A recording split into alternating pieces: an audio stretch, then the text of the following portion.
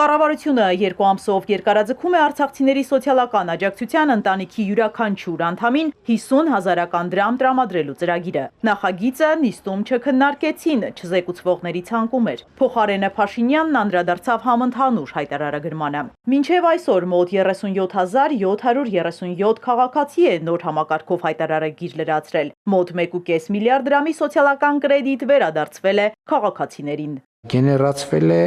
1 միլիարդ դրամի հարկ,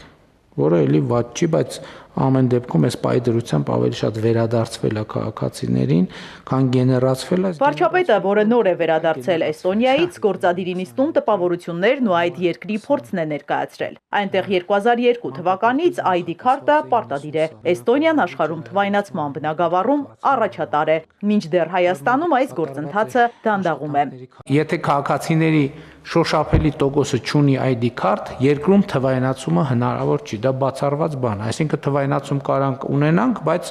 բանի, ասենք ռամկի մեջ դնենք, պատից կախենք, ասենք տեսեք մենք թվայնացում ունենք։ Արդեն ընդունված որոշումները չեն հետաձգվելու, քաղաքացիները պետք է սա նկատի ունենան, իսկ պաշտոնյաներն ավելի ամուր ձգեն գոտիները։ Եթե հետաձգելու աշխարհի առաջնությունը լինի, մեր կառավարությունը կբռնի առաջին տեղը բացարձակ համաշխարհային ռեկորդով, ասենք, ինչքան մեդալ կա կհավաքենք։ Հարգելի գործընկերներ, ես ասում եմ, չի հետաձգվելու ոչ մի բան, չի հետաձգվելու։ Բացարձակապես, այս պահին ինչ ուժի մեջ է ոչ մի բան, այլևս ոչ մի հետաձգում։ Որ նախարար եկավ ասեց հետաձգենք, ավելի լավ է հրաժարականի դիմում գրի։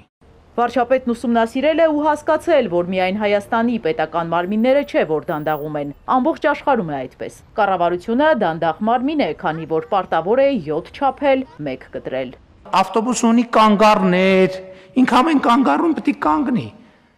Հնարավոր չի բարձրանալ ավտոբուս եւ ակնկալել, որ տաքսիի կամ այլ ավելի արագ տրանսպորտային միջոցի բանով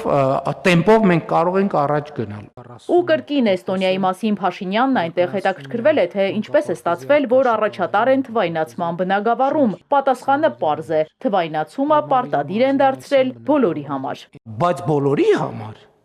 Այո, բոլորի համար, բայց իսկականից բոլորի համար։ Այո, իսկականից